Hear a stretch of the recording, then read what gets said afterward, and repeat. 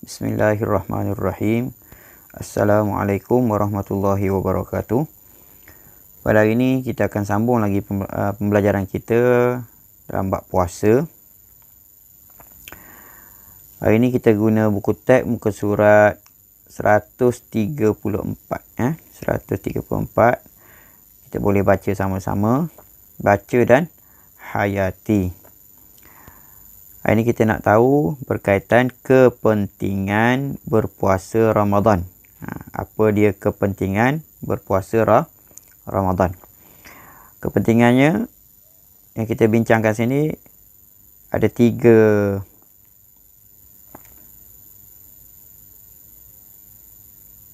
kategori, sama ada dari sudut rohani, jasmani serta kemasyarakatan.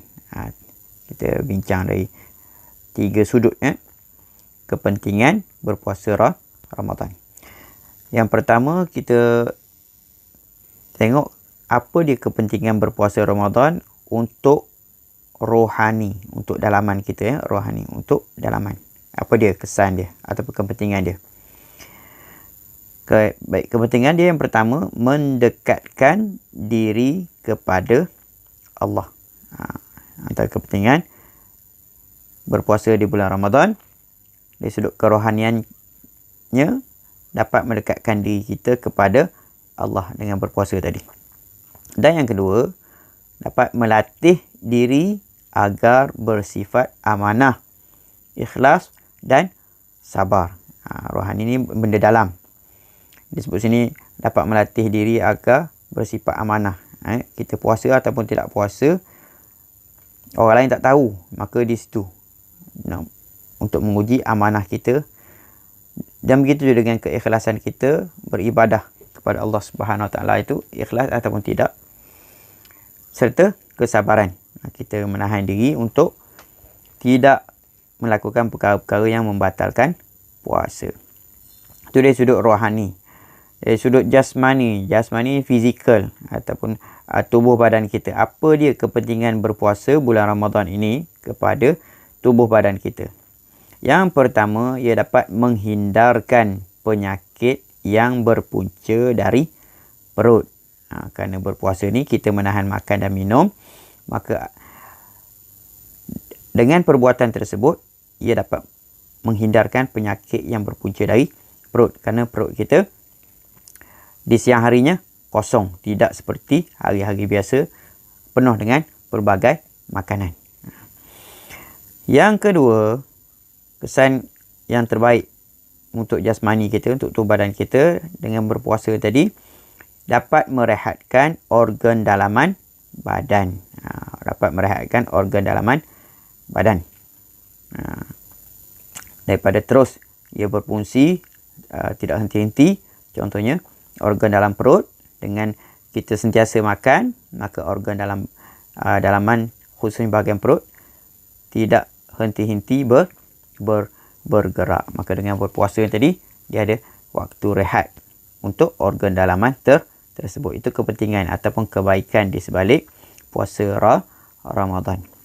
Ini rohani, jasmani. Kemudian kita lihat pula kepentingan berpuasa dari sudut kemasyarakatan. Ada sudut masyarakat. Yang pertama, dapat mengikis sifat kedekut dan sombong. Dalam masyarakat, kepentingan berpuasa ni dapat mengikis sifat kedekut dan sombong. Kerana pada bulan Ramadan ni kebanyakan ataupun jiwa kita lebih mudah untuk memberi kepada sesiapa yang meminta. Sebagai contohnya makanan, sebagai contohnya wang ringgit. Kerana berpuasa ni, secara tak langsung kesan dia dapat mengikis sifat kedekut dan sombong. Yang seterusnya, dapat mendidik masyarakat agar tidak boros dan membazir. Dapat mendidik masyarakat agar tidak boros dan membazir. Dengan berpuasa tadi, kita hanya beli ataupun makan mengikut keperluan. Contohnya untuk berbuka, tidak perlulah kita beli sebanyak mungkin, kerana yang perlu untuk dimakan bukannya pelbagai bentuk hidangan. Cukup satu ataupun dua hidangan sudah memadai. Itu dapat mendidik masyarakat agar tidak boros dan membazir. Kerana pada bulan Ramadan kita kena banyakkan amal ibadat. Maka antara amal ibadat yang diajar dalam bulan puasa ini, bulan Ramadan ini, iaitu supaya tidak boros dan membazir. Kerana boros dan membazir ini adalah amalan syaitan. Puasa ini untuk mendekatkan diri kita kepada Allah, maka jauhkanlah kita dari terus menerus mengikut perangai syaitan. Yang seterusnya, yang terakhir, kesan kepentingan berpuasa kepada masyarakat.